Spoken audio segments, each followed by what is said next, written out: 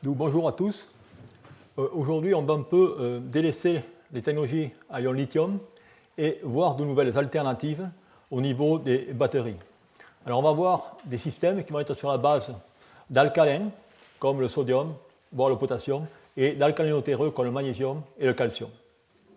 Alors, voyons pourquoi, finalement, ces technologies sont des alternatives au lithium.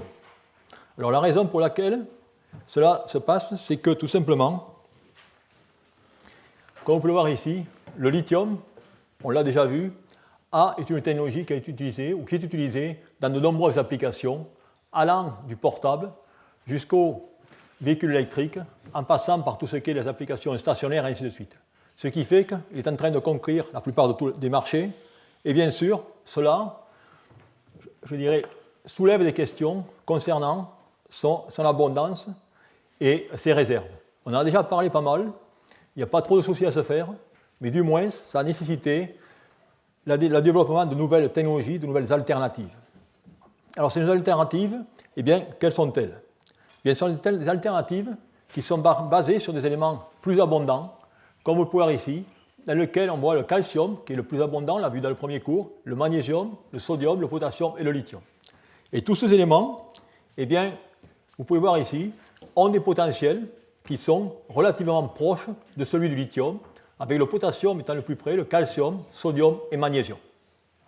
Ça veut dire que maintenant, si on regarde ce que l'on peut obtenir au niveau de densité d'énergie, lorsqu'on va parler de capacité, si on regarde l'électron négative, eh bien, vous avez ici, à gauche, la capacité en mAh par centimètre cube et à droite par gramme.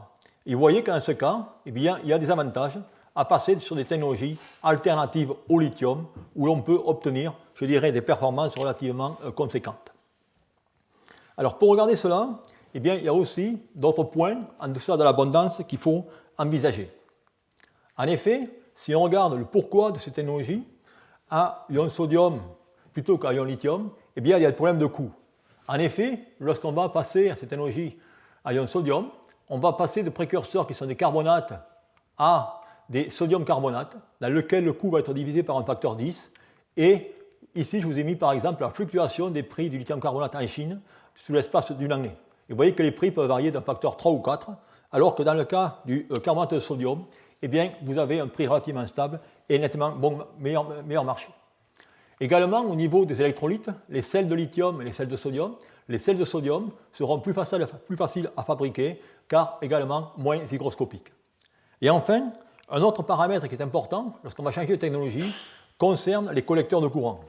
Dans la technologie à ion lithium, vous utilisez le cuivre comme électrode positive, comme collecteur de courant, et l'aluminium comme électrode négative.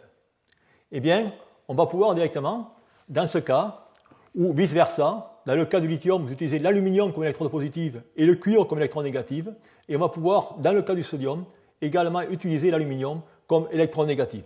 Et par ce fait, eh bien, on va pouvoir avoir des technologies qui seront meilleur marché que le lithium-ion, et ce qu'on peut estimer à un coût qui est aux alentours de moins 15 à moins 20% par kilowattheure pour ces technologies. Alors, que se passe-t-il maintenant, en dehors de cette abondance et de son coût ? Eh bien, il y a d'autres considérations qu'on doit considérer pour cette technologie à ion lithium et à ion sodium. En effet, lorsqu'on regarde cette technologie, vous apercevez ici que, comme vous le savez, que le sodium est beaucoup plus gros que le lithium. Tout cela va engendrer certaines, je dirais, complications lors de l'insertion dans un matériau. Et vous avez ici un schéma classique d'insertion avec une énergie d'activation qui sera finalement l'énergie de désolvatation de l'ion, ainsi que des ions solvatés. Et si on regarde de plus près, on s'aperçoit que l'ion sodium est plus gros, d'où il y aura une énergie de solvatation plus faible. Tout ça, ce sera un facteur, je dirais, avantageux en termes de diffusion. De plus, les électrolytes à base de sodium auront une viscosité moindre que ceux du lithium, un autre facteur en faveur d'une conductivité ionique plus élevée. Et enfin, comme vous le savez tous, la charge sur le sodium et sur le lithium, elle sera beaucoup plus délocalisée sur le sodium, d'où un effet de polarisation moindre et moins d'ancrage de ce cation vis-à-vis de l'oxygène du réseau, ce qui va également faciliter dans ce cas la diffusion. Et tout cela eh bien, va conduire, comme on le verra par la suite, à des systèmes qui vont pouvoir donner des performances intéressantes au niveau de la puissance. Alors ces technologies basées sur le sodium, eh bien, je dirais, elles ne sont pas nouvelles, puisque vous avez une technologie qui est bien connue, qui est la technologie sodium-soufre. Cette technologie sodium-soufre évolue à une température de 300 degrés C, comme indiqué ici, et elle est basée sur le couple électrochimique sodium-soufre. Finalement, ce que vous avez, eh bien, vous avez dans ce cas du sodium fondu qui est contenu dans un creuset d'alumine bêta, surchargé au sodium, et qui va jouer le rôle dans ce cas de conducteur ionique, avec à l'extérieur du soufre fondu dans lequel vous mettez du carbone pour avoir une percolation électrique. Et ce système, eh bien, il va vous fonctionner à 300 degrés C, selon la réaction indiquée ici, dans laquelle le soufre va réagir avec le sodium pour donner ce Na2S5.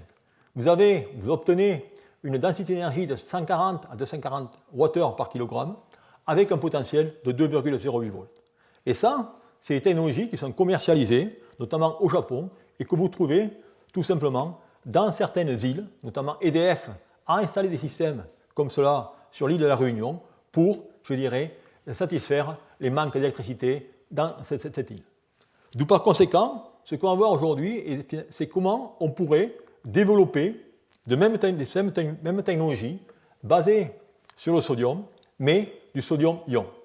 D'où dans ce cas, il va falloir de nouveau développer des matériaux d'électrodes, autant qu'électrodes positives que négatives, et également d'identifier des électrolytes.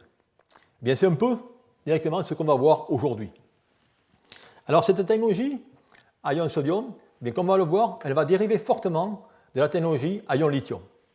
Et vous pouvez voir ici, sur cette échelle de temps, où dès 1980, rappelez-vous, lorsqu'on a mentionné la technologie lithium, eh bien, il y a eu en même temps des recherches qui ont été faites sporadiques, je dirais, sur les matériaux également de cathode avec du sodium.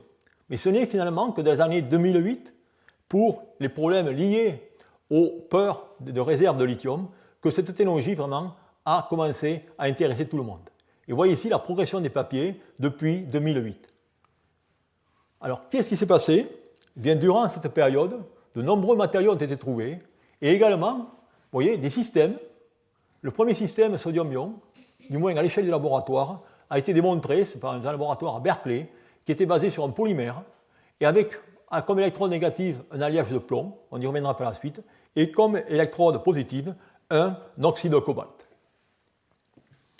Alors ces dernières années, les recherches se sont surtout focalisées sur la recherche de nouveaux matériaux, tant comme électrode positive que négative.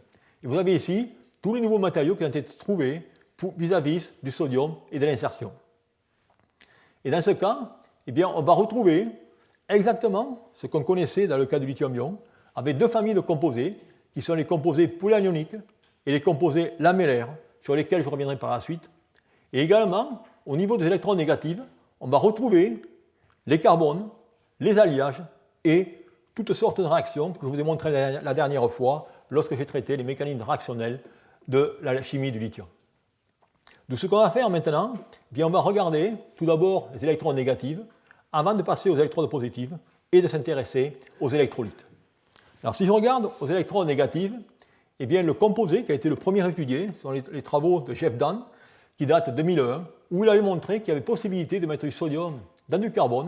Mais vous voyez ici, la capacité était relativement faible avant d'avoir un dépôt de sodium. Et grâce à des améliorations, comme vous pouvez voir ici, aujourd'hui, en préparant des carbones durs, comme dans le cas du lithium, c'est-à-dire des carbones qui ne sont pas graphitisables, vous pouvez les monter aux températures, vous augmentez juste le taux de graphitation, mais vous n'arrivez jamais à obtenir de tels composés. Eh bien, grâce à cela, on peut obtenir des capacités de 320 mAh par gramme.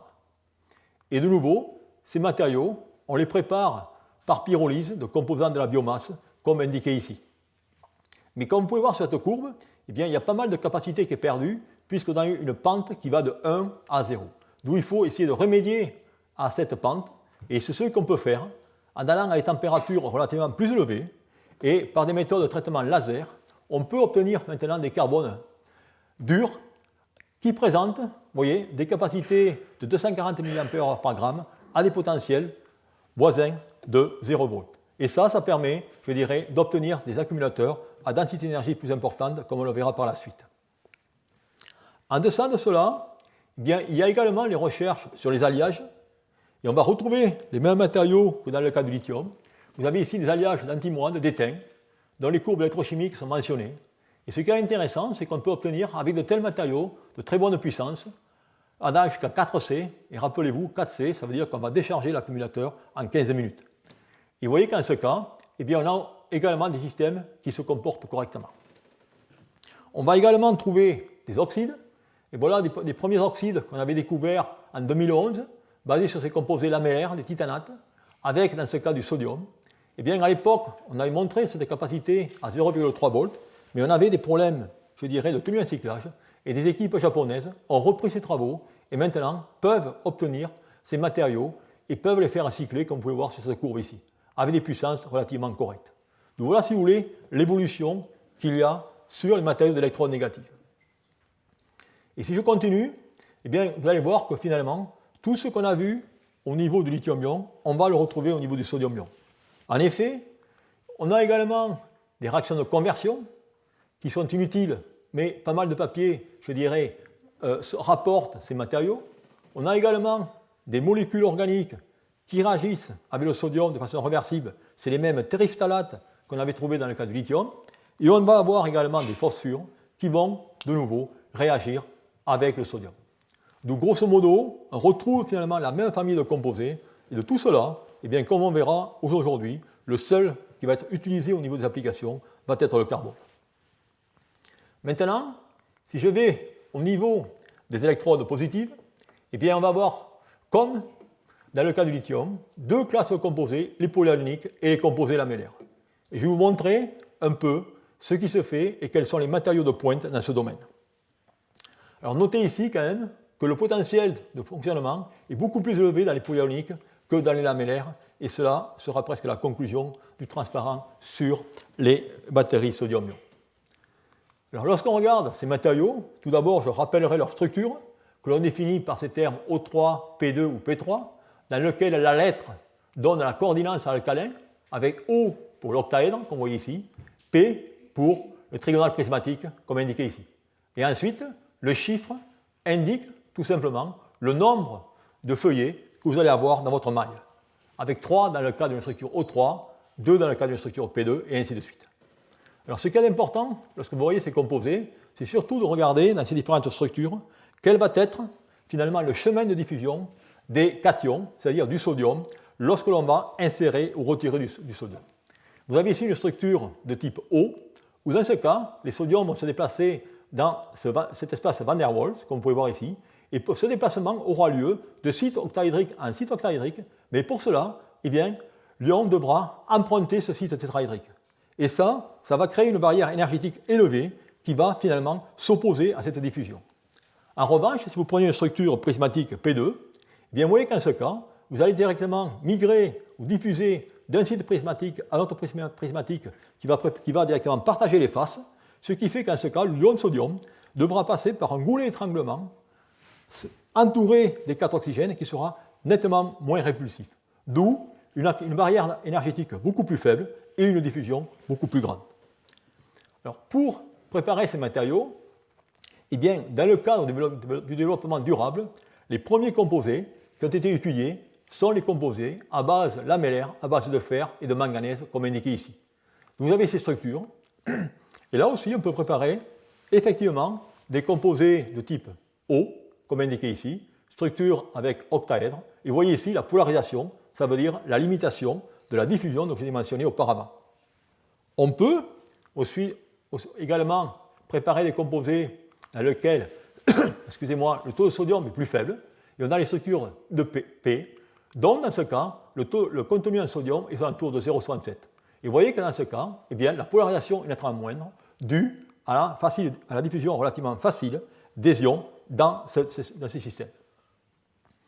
Et si on regarde maintenant ces matériaux au niveau des performances en cyclage, eh bien, vous pouvez voir ici que vous avez la structure O3, la chute en capacité, mais également vous avez une capacité supérieure pour la phase P2, mais cela tout simplement est dû au fait que vous cyclez vis-à-vis du sodium. Dans un accumulateur sodium-ion, eh bien, dans ce cas, vous n'aurez pas cette réserve et on y reviendra par-dessus. D'où, ce que je peux dire ici, c'est que la non-stoichiométrie en sodium limite la capacité et cela sera directement un point important pour fabriquer des cellules sodium-ion. Ensuite, si on regarde finalement ces différents matériaux, on peut tracer ce diagramme dans lequel on met le potentiel en fonction de la capacité spécifique et voir ce qui se passe si on veut faire une cellule complète. Donc si on veut tout simplement améliorer cette tenue en sodium, eh bien on va tout simplement faire du broyage réactif et réduire cette phase et ajouter du sodium. Mais on peut également avoir d'autres domaines de liberté pour augmenter les capacités, c'est-à-dire passer maintenant sur les fameux composés riches en sodium, l'équivalent de ce que je vous ai montré des composés riches en lithium. Et on peut également utiliser les substitutions, substituer du fer par du nickel ou vice-versa, ou alors passer sur des composés fluorés comme indiqué ici. Bien, juste un exemple de ce qui se passe dans ce domaine. Eh bien, effectivement, ces travaux ont été conduits au niveau de la substitution en remplaçant le fer dans notre structure au départ par du nickel. Et vous voyez qu'en ce cas, eh bien, on peut effectivement augmenter le potentiel moyen de ces systèmes, comme indiqué ici. On peut également, dans ce cas, augmenter, si je peux dire, la capacité de ces matériaux en passant sur des composés riches en sodium. Et là, ici, vous avez des phases, sodium IRO3, dans lesquelles vous apercevez où vous avez des capacités supérieures dues à l'accumulation des redox cationiques et des redox cationiques. Alors, les valeurs ici en capacité ne sont pas supérieures, car vous avez des masses, je dirais, relativement importantes de l'iridium. Mais c'est pour montrer le principe de ce que l'on peut faire dans ce domaine. D'où, pour conclure sur les polymères ioniques aujourd'hui, eh bien, on y reviendra légèrement par la suite, mais ce sont des matériaux qui ont un potentiel relativement faible et, de plus, des tenues en cyclage qui ne sont pas excellentes. Maintenant, eh bien, on va voir ce qui se passe lorsqu'on va passer aux composés polyanioniques, c'est-à-dire aux structures de type LiFePO4, comme on avait vu auparavant dans le cas du lithium. Eh bien, les structures équivalentes, on va les retrouver. Vous avez dans ce cas des composés du type Na3V2PO4 3 fois, dont le potentiel moyen est autour de 3,5 volts, dans lequel vous avez ici une très bonne tenue en cyclage et regardez des capacités inférieures à 100 mA par gramme. On peut aller à des composés, je dirais, supérieurs, et dans ce cas, on va remplacer ou ajouter du fluor, d'où on va augmenter le potentiel. Ça, vous êtes maintenant familier, puisqu'on va tout simplement, dans ce cas, augmenter l'électronégativité, d'où accroître l'ionicité de la liaison, d'où le potentiel. Et on obtient dans ce cas des potentiels de 3,8 volts avec des capacités qui sont supérieures à 110 ou 115 mA par gramme. Et ce matériau est particulièrement intéressant, et j'y reviendrai par la suite, car vous allez voir qu'il a des performances en puissance relativement impressionnantes. En effet, vous regardez ici le comportement en puissance de ce composé, vous voyez que tout simplement à des régimes de 20 C, ça veut dire qu'en ce cas, je décharge en 3 minutes, eh bien, je peux récupérer aux alentours de 80% de la densité d'énergie. Et on peut s'amuser à aller à des performances supérieures. Vous avez ici le même matériau qui est cyclé à 50 C, ou dans ce cas, je suis en train directement de décharger en 1,2 minutes, et vous apercevez qu'on peut suivre les transitions même à cette vitesse. C'est-à-dire que le matériau répond de façon excessive à ces, je dirais, fonctionnements en puissance. De la même façon, on peut aller à moins 10 degrés, on n'affecte pas tout simplement la capacité.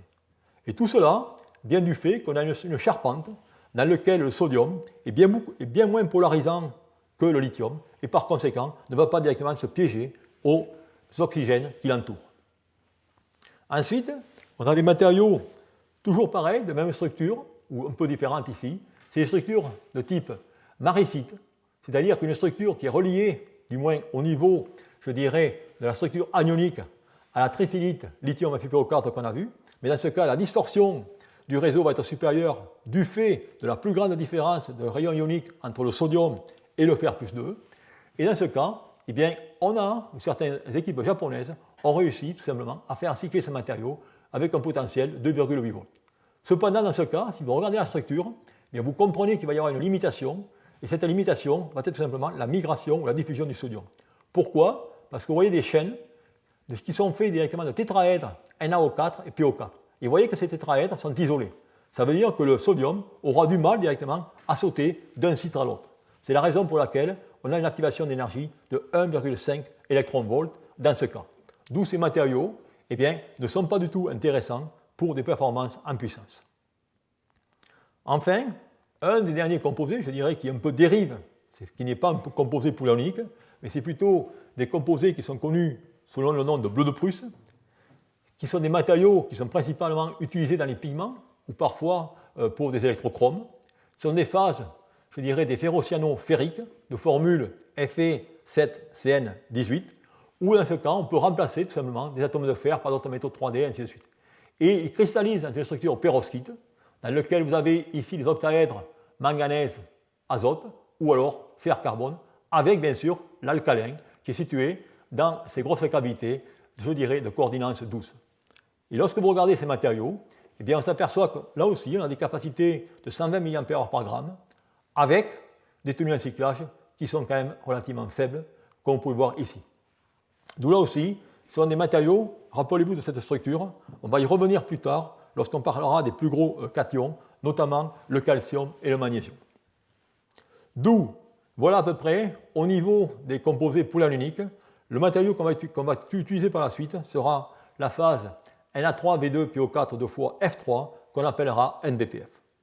Mais avant de passer, je dirais, à l'assemblage de ces accumulateurs, voyons ce qu'il y en est au niveau des électrolytes pour les batteries sodium-ion. Alors, au niveau des électrolytes, eh bien là aussi, lorsque vous avez un nouveau système, il faut que vous fassiez tout simplement pas mal de tests pour déterminer les propriétés de ces électrolytes. Et ce que vous regardez ici sont des électrolytes à base de sel de sodium maintenant, avec différents types de solvants, dans lesquels on mesure la conductivité avec ici la viscosité. Et on essaie finalement de trouver le bon compromis entre, je dirais, ces deux valeurs qui sont finalement relativement liées. Et lorsqu'on regarde ça, et regardez bien ici, c'est tout simplement, on est en train de tester l'électronégative vis-à-vis du sodium. Et par ces tests, eh bien, on retrouve les capacités de 320 mAh par gramme dont je vous avais mentionné pour la technologie pour les électrodes directement de carbone, avec une très bonne tenue en cyclage pour notamment ces carbonates cycliques ou alors ce mélange ternaire avec deux cycliques et un acyclique. D'où on s'aperçoit que dans ce cas, je dirais fortement, vis-à-vis du sodium, carbone-sodium, eh bien l'électrolyte 1 molar de NaPF6 dans le mélange ECPCDMC semble être le plus intéressant. Alors maintenant, si on regarde ce qui se passe au niveau, je dirais, de l'électrode positive, c'est-à-dire que si on fait cycler maintenant NBPF vis-à-vis du sodium, c'est-à-dire deux demi-cellules, eh bien on s'aperçoit dans ce cas, si on fait la courbe en rouge avec l'électrolyte classique que j'ai mentionné, eh bien vous voyez que dans ce cas, vous avez tout simplement un excédent de capacité ou une très large capacité irréversible.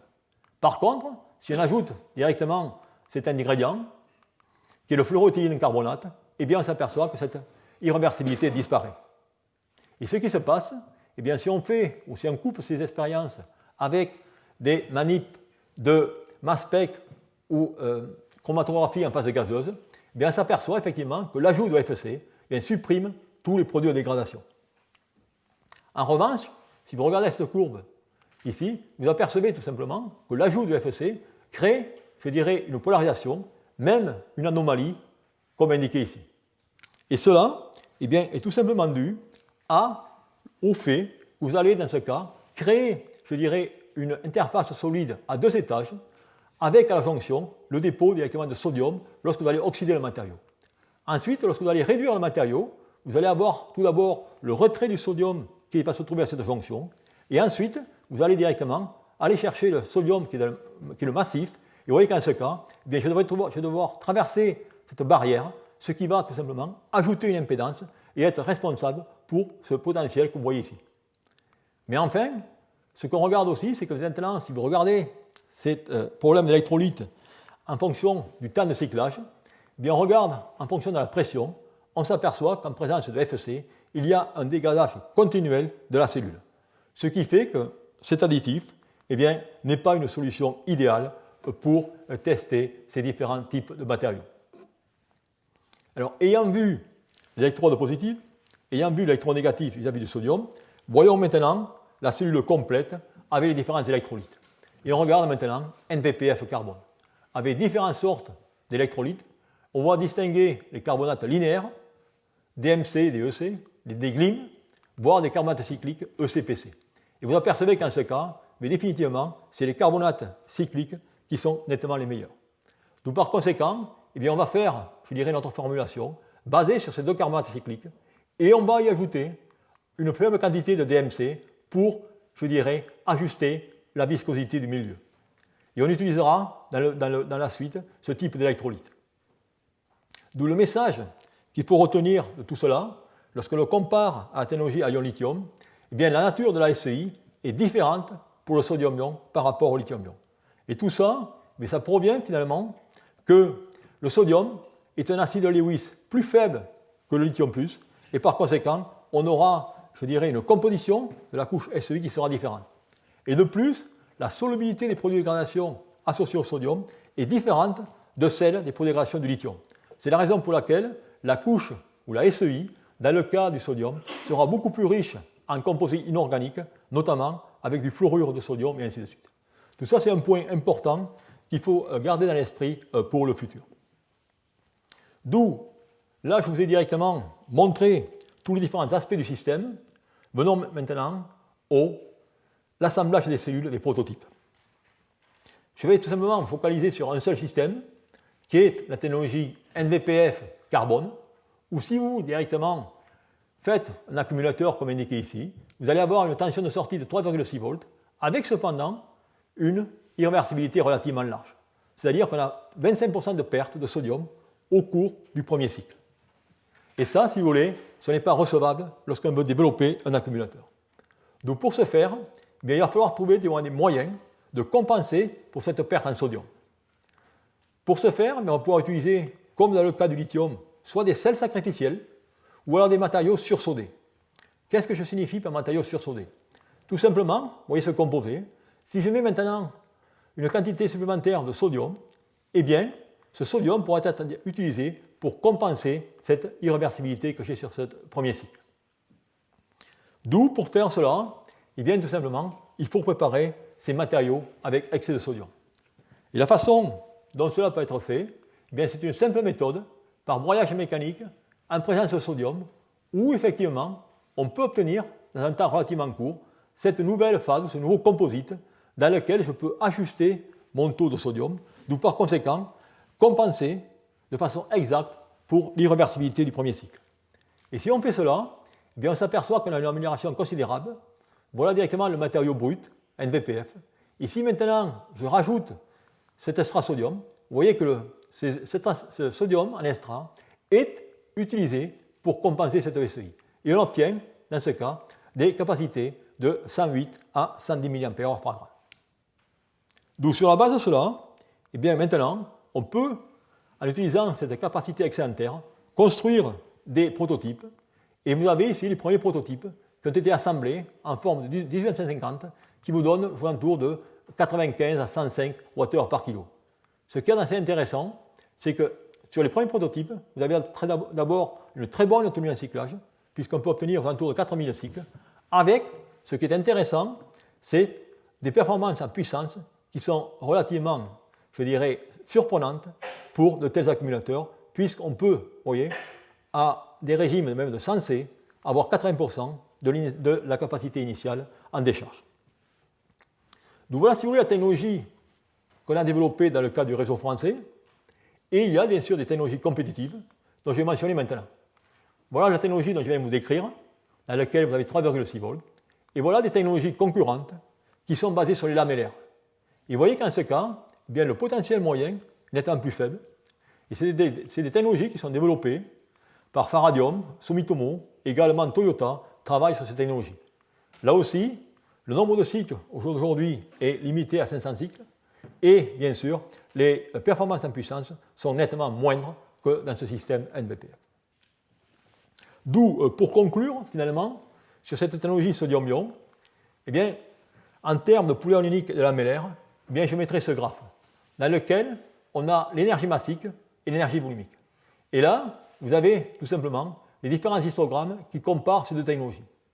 Et ce qui est intéressant, c'est que si vous regardez la technologie lithium-ion, qu'on a déjà vue, eh bien, dans le cas du lithium-ion, si je peux dire, il n'y a pas photo, les lamellaires vont vous donner de meilleures performances que les poulions ioniques, comme je vous ai déjà montré. Par contre, eh bien, la situation change lorsque vous allez sur le sodium-ion, où au jour d'aujourd'hui, eh bien, les poulions ioniques vous donnent les meilleures performances en termes de puissance, mais également en termes de densité d'énergie. Tout ça veut dire eh bien, que pendant, je dirais, quelques années, ces technologies à ion sodium seront vraisemblablement basées sur des composés polyanioniques. D'où, en résumé, eh bien, si je dois résumer cette technologie sodium-ion, il faut tout simplement dire d'abord que cette technologie n'est pas une révolution, c'est tout simplement une variante de la technologie à ion lithium, ce qui a des avantages, puisque c'est une opportunité, car on pourra utiliser les mêmes lignes de production. Il y a des bénéfices de sodium-ion identifiés, qui sont charges et décharges rapides, qui nous permettent directement de concevoir des accumulateurs de puissance qui peuvent concurrencer finalement les cellules de puissance développées dans le cas du lithium-ion par Toshiba, et moins coûteux que le lithium-ion, de l'ordre de 15% par kWh. En revanche, il y a des inconvénients, puisque lorsqu'on passe au sodium, eh bien, on va augmenter la masse. Sodium est 22,9 comparé à 6,9 pour le lithium, d'où automatiquement dans ce cas, eh bien, la densité d'énergie sera plus faible, c'est-à-dire elle est vouée à augmenter, mais elle sera toujours plus faible qu'à le cas du lithium-ion. Et aussi, un inconvénient, c'est qu'aujourd'hui, les matériaux que j'ai montrés utilisent du vanadium, et ce qui n'est pas idéal pour des problèmes d'environnement et de toxicité. Donc voilà, si vous voulez, un peu brosser ce que j'avais à vous dire sur cette technologie sodium-ion. Alors bien sûr, en dessous de cette technologie, il y a d'autres systèmes qui font, je dirais, le sujet de recherche intense également. Et c'est celle qu'on va voir maintenant. Alors parmi ces autres recherches, eh bien, c'est les recherches qui vont être dédiées aux divalents, c'est-à-dire aux alcalinotéreux, magnésium et calcium. Et vous allez voir, on va retrouver encore la même problématique. C'est-à-dire, chaque fois que vous voulez développer un système, une technologie, il faut trouver l'électrode positive, l'électrode négative et le cauchemar, l'électrolyte qui va aller avec. Et vous allez voir, la même systématique va se rapporter pour le magnésium. Alors, cette technologie au magnésium, je dirais les premiers travaux, eh bien, sont les travaux de Doron Norbark des années 2000, où il a publié ce papier dans lequel il rapporte l'intercalation du magnésium dans les phases de Chevrel. Voilà une courbe électrochimique dans laquelle vous voyez qu'en ce cas, on a des potentiels maintenant beaucoup plus bas de 1,1 volts, alors que le même matériau est capable d'intercaler le lithium, mais à 2,4, 2,5 volts. Alors dans ces composés, eh bien, là aussi, quel est l'avantage du magnésium? Eh bien, bien sûr, abondant et peu coûteux. Et aussi, ce qui est intéressant, c'est qu'il a une plus grande capacité volumique par ion. Vous voyez, 3,8 ampères-heure par cubique centimètre pour magnésium, comparé à 2,1 pour le lithium et à 1,2 pour le sodium. Tout ça, bien sûr, ça a des avantages en termes de capacité volumique. Mais, là aussi, le cauchemar dans cette technologie a été la complexité des électrolytes, qu'on va aborder par la suite, et bien sûr, une fois de plus, le manque d'électrodes positives. Alors voyons cette complexité au niveau des électrolytes. Eh bien, cette complexité au niveau des électrolytes est indiquée ici. Dans un premier temps, eh bien, on va utiliser ce qu'on appelle des réactifs de Grignard, des composés de formule RMGX, où R directement est un groupe alkyle, ou alors des composés à base de sel d'organoaluminate de magnésium. Et vous avez ici la difficulté, voilà un sel de Grignard, et regardez dans ces cyclovoltammogrammes, où il y a I en fonction du potentiel, et bien vous voyez que lorsqu'on est ici, on obtient le mur de décomposition d'électrolyte qui se passe à des potentiels de 1,5 à 1,6 volts vis-à-vis tout simplement du magnésium. Et ça, ce n'est pas, je dirais, recevable pour développer des accumulateurs. D'où la raison pour laquelle des recherches ont été effectuées sur des meilleurs sels. Et vous avez ici des sels qui sont des organoaluminates, dans lesquels, dans ce cas, on peut directement monter ces potentiels jusqu'aux alentours de 2,5 volts.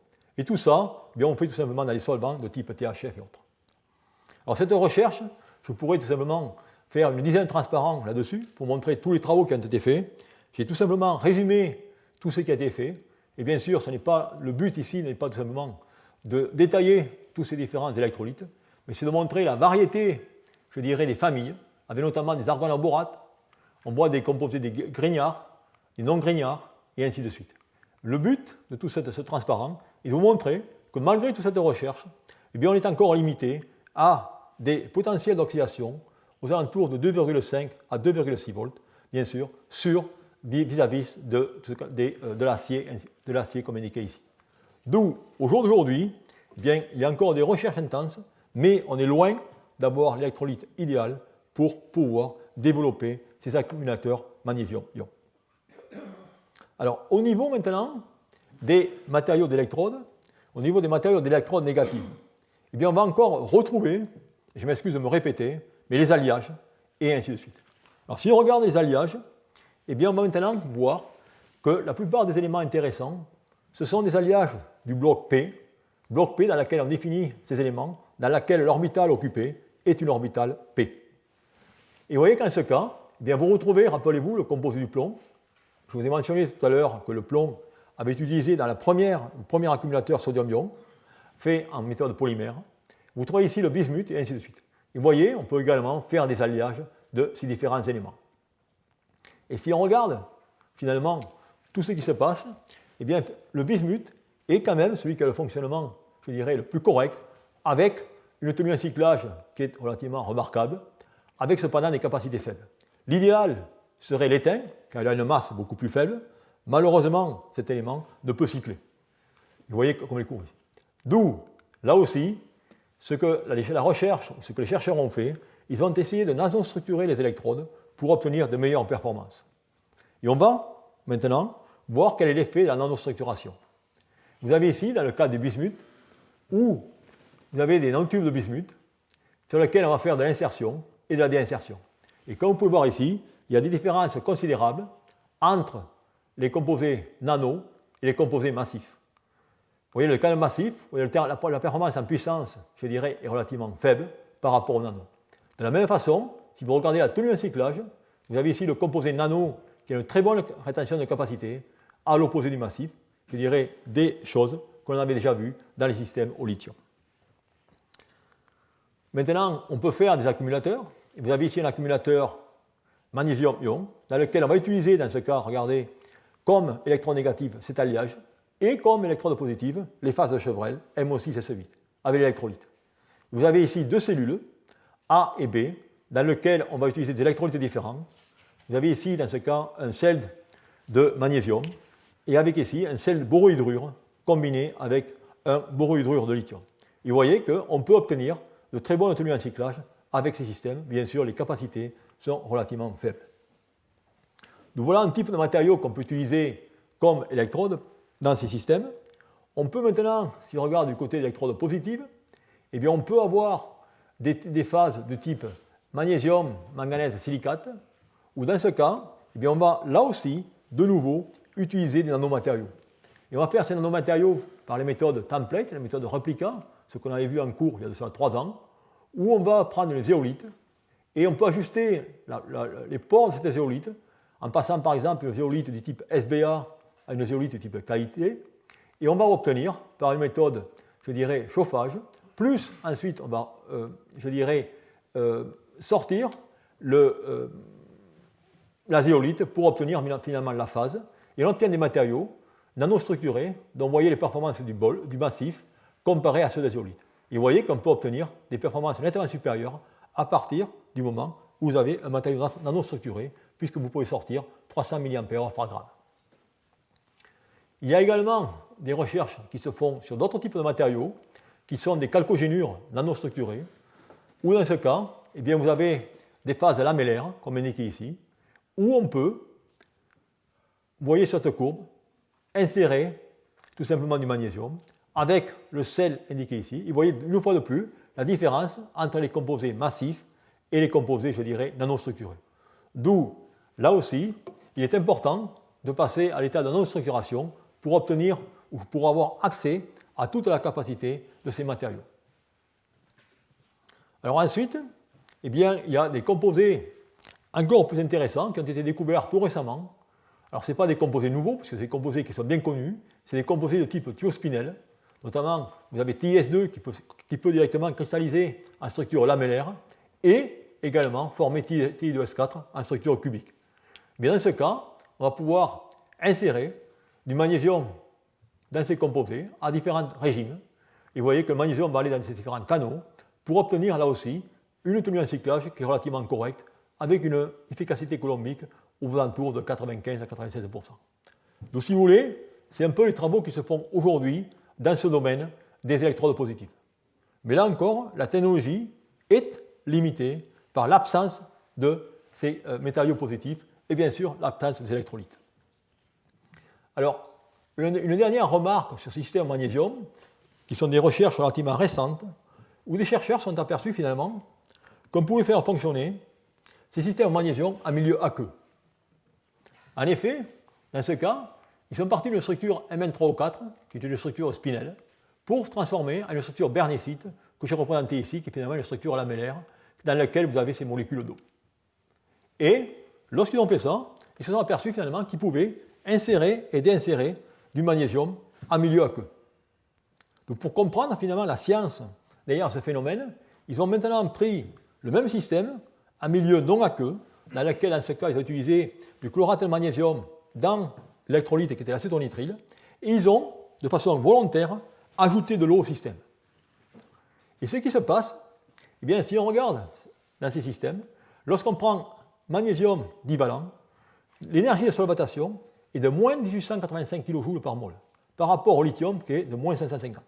Ça veut dire que vous avez dans ce cas une énergie d'hydratation qui est 3 fois plus importante que dans le cas du lithium. Ça veut dire qu'une énergie de désolvatation qui va être 3 fois plus importante.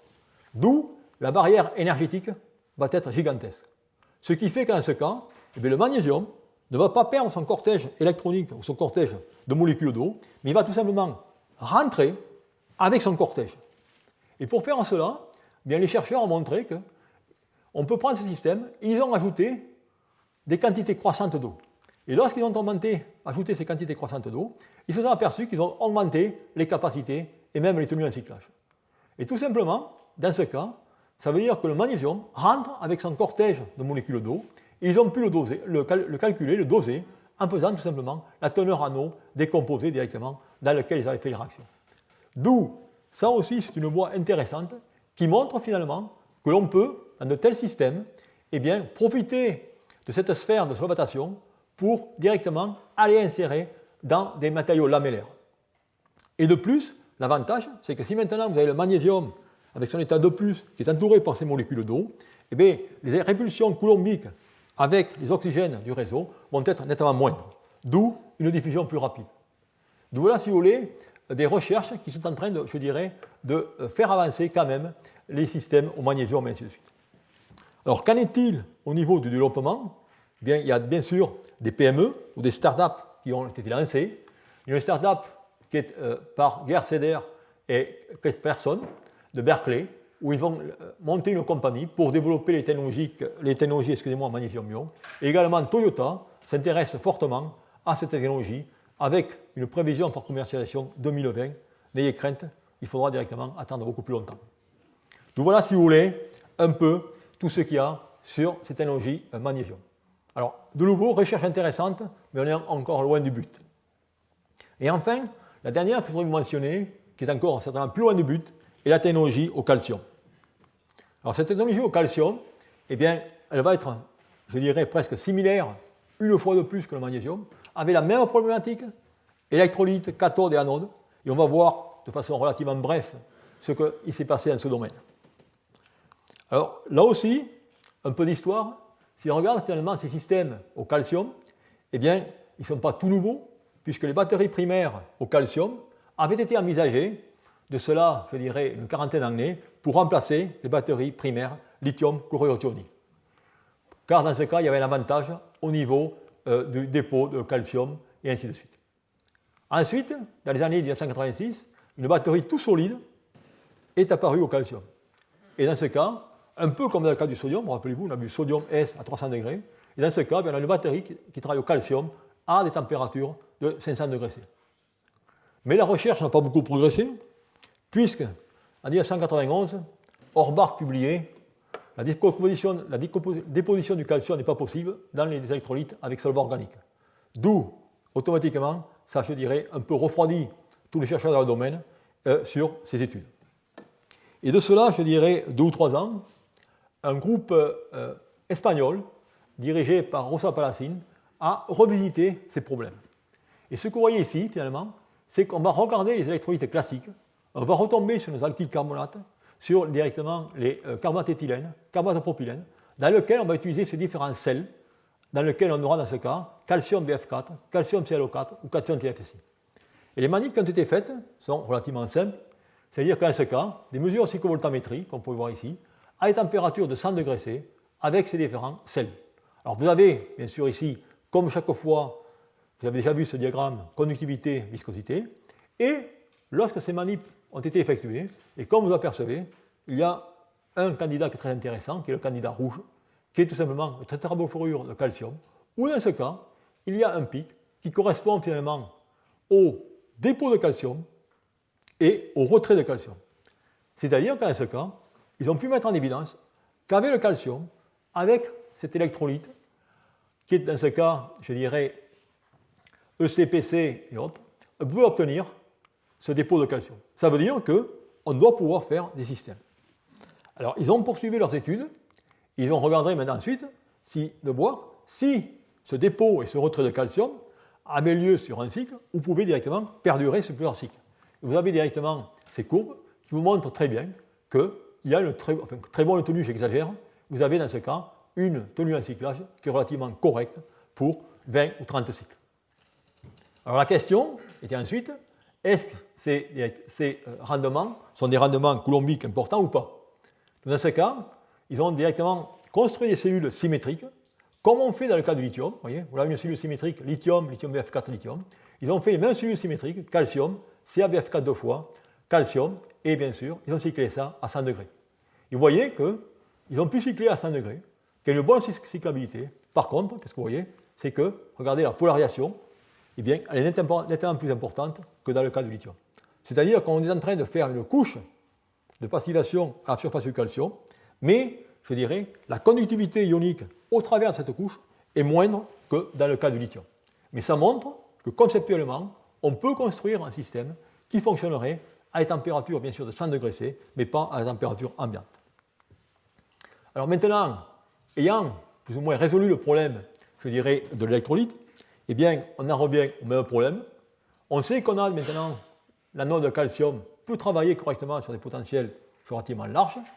Et la question, c'est finalement, peut-on trouver maintenant des matériaux d'électrodes positives qui puissent, je dirais, accepter le calcium. Alors pour cela, si on fait de simples calculs, et si on en revient au calcul de polarisation, eh bien, vous voyez qu'en ce cas, la charge sur le rayon du calcium est inférieure à la charge sur le rayon du magnésium, d'où théoriquement, on devrait avoir une diffusion plus rapide pour le calcium que pour le magnésium. Alors là aussi, il y a eu pas mal de travaux, je dirais, il y a 10 ans de ça, par un dénommé Glenn Amatucci, un ancien postdoc, dans lequel il avait étudié les phases de vanadium avec tous les différents éléments. Vous voyez ici, par exemple, une courbe du potentiel en fonction de la capacité pour B2O5 en fonction du calcium. Et vous voyez qu'en ce cas, eh bien, on a une certaine, je dirais, capacité aux alentours de 150 mAh par gramme. Alors, il y a eu d'autres études, et les études récentes sont revenues sur un composé dont vous êtes tous familiers maintenant, puisque je l'ai mentionné auparavant, qui sont ces fameux bleus de Prusse, c'est-à-dire ces structures avec des canaux très ouverts, dans lesquels on peut y mettre finalement toutes sortes de cations. Et dans ce cas, eh bien, ce que les chercheurs ont fait, ils ont pris ce matériau à base de potassium, ils ont retiré électrochimiquement le potassium pour ensuite insérer le calcium. Et ils ont fait, je dirais, à ma connaissance, le premier accumulateur complet au calcium. Vous avez ici une électrode négative éteint calcium avec un sel PF6 de calcium et comme électrode positive, eh bien, ce matériau dans lequel ils ont mis tout simplement du calcium.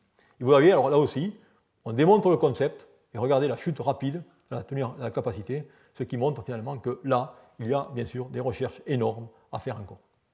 Donc voilà, si vous voulez, un peu ce qui se passe au niveau, je dirais, du calcium, et dans ce cas, aucune PME, aucune start-up n'a encore été montée. D'où, pour terminer, eh bien, je voudrais tout simplement maintenant couvrir, je dirais, une recherche toute nouvelle qui s'est faite ces deux dernières années sur ce qu'on appelle les sels polyvalents. C'est-à-dire que maintenant, eh bien, vous allez voir, on va mettre deux sels dans le même électrolyte. Et vous allez voir pourquoi. Alors vous allez voir pourquoi. Peut-être que je n'aurais pas dû dire ça, puisque la nouveauté n'est pas grande. Pour vous expliquer le concept, je vais revenir à la cellule Daniel. Ou dans ce cas, eh bien, qu'est-ce que vous avez? Vous avez deux électrodes, une électrode de zinc, une électrode de cuivre, avec deux cations qui vont être le cuivre et le zinc. D'où la question, maintenant, si on a des ions bivalents et des ions monovalents, peut-on faire la même chose? Eh bien, le concept que certaines équipes ont proposé est indiqué ici. Supposez que je prends un matériau d'électrode positive qui est lithium FePO4. Ce lithium FePO4 va être un composé d'insertion au lithium, par contre, il va tout simplement refuser le magnésium. Et je peux, dans ce cas, utiliser une électrode de magnésium comme électrode négative. De la même façon, je peux faire ça avec du calcium et ainsi de suite. D'où, vous voyez qu'en ce cas, je peux utiliser un composé d'insertion d'électrode positive qui sera directement actif vis-à-vis du lithium et utiliser comme négative des matériaux qui seront directement avec des divalents. Donc si vous faites ça, eh bien, vous avez directement, vous pouvez faire de simples calculs. Si je prends les phases LFP, eh bien, si je prends la phase LFP, vis-à-vis du lithium, elle va me donner 3,4 volts. Si maintenant, je fais la même phase vis-à-vis du calcium, vous allez avoir 3,2 volts. Okay. Quel est l'avantage? Et l'avantage, c'est tout simplement l'aspect volumique que j'ai mentionné. Vous pouvez faire ça vis-à-vis du magnésium, l'aluminium, et vous pouvez faire ces calculs. Alors bien sûr, dans ce cas, il y a des avantages théoriques en potentiel, mais il faut bien prendre en considération que le fait de passer au magnésium et de dire théoriquement on passe au magnésium puisqu'on va avoir une double capacité puisqu'on a deux électrons, on perd cela puisque maintenant eh bien, on va avoir une positive qui ne va jouer qu'avec un électron. Okay. D'où, si vous voulez, il y a quand même des limitations. Mais le concept a été démontré. Voilà, si vous voulez, un système dans lequel vous avez le collecteur de courant, l'électrode positive, le lithium FePO4 et le magnésium. Vous voyez, dans les réactions qui se passent, eh bien, durant la décharge, vous avez le magnésium qui va directement être oxydé, Mg2+, plus 2C. Et dans ce cas, en même temps, à la charge, vous allez avoir une réaction de réduction, comme indiqué ici, et vice-versa. Et ce qui est important, c'est que dans ce cas, vous n'avez pas de dépôt de lithium à l'électronégatif, car le lithium, se réduit à des potentiels plus bas que le magnésium et le calcium. D'où c'est le magnésium et le calcium qui vont se déposer en premier et pas le lithium. Alors tout ça, bien sûr, c'est purement fondamental, mais c'est des tendances à l'heure actuelle. Et pour résumer ces tendances, eh bien, il y a quand même quelques points qu'il faut prendre en considération. Il faut d'abord ajuster la concentration de chaque sel, lorsqu'on veut s'amuser, je dirais, avec ces sels polyvalents. Il faut maîtriser la saturation des électrolytes quand on va avoir directement deux sels, ce qui n'est pas évident de fois de plus. Et il va y avoir des problèmes liés à la compatibilité du magnésium et des matériaux d'électrode. D'où, je dirais, fondamentalement, c'est élégant, mais il y a quand même pas mal de problèmes qui restent à résoudre. Alors, pour simplifier tout ça, eh bien, la solution, si je peux dire idéale pour certains aspects, serait de revenir, comme dans le vieux temps, avec des cellules à deux électrodes, dans lesquelles maintenant, eh bien, on va mettre tout simplement une membrane céramique. Ça veut dire qu'en ce cas, eh bien, on a directement deux systèmes, on sépare ces deux systèmes avec des électrolytes pour l'électrode de magnésium et des électrolytes pour l'électrode directement de lithium FePO4 ou tout matériau d'intercalation. D'où, là aussi, ces systèmes bien, sont certainement intéressants, mais quels sont les avantages? Bon, d'un point de vue fondamental, de nouveau, c'est joli, mais d'un point de vue pratique, on va encore maintenant dans la problématique d'avoir cette membrane céramique, dont vous savez qu'il y a des limites, des limitations en termes de conduction, et de plus, également des problèmes de coût, de fragilité, et ainsi de suite. Mais voilà un peu les recherches qui se font aujourd'hui sur ces matériaux polyvalents. D'où je vais en arriver aux conclusions de ce cours, qui vont résumer un peu les différentes technologies que j'essaie de vous mentionner. Je vous ai mentionné la technologie sodium-ion, et celle-ci, je pense, qui, de nouveau, faites attention, c'est une dérivée, comme je l'ai mentionné, une variante de la technologie lithium-ion, et définitivement, cette technologie devrait être commercialisée dans les 5 ou 10 prochaines années. Ensuite, je vous ai mentionné les technologies magnésium-ion et calcium-ion. Il y a, je dirais, des résultats intéressants sur les technologies magnésium-ion, mais on est certainement très très très loin de la commercialisation. Quant au calcium, je crois que c'est encore, je dirais, une curiosité de laboratoire. Et il prendra des dizaines, voire des siècles avant qu'elle soit commercialisée. Et enfin, la technologie à base de sels multivalents, je dirais presque que c'est un concept élégant, mais c'est quand même un retour en arrière au niveau des applications. D'où voilà un peu ce que je voulais raconter sur ces technologies à ion sodium et à ion polyvalent. Et merci de votre attention.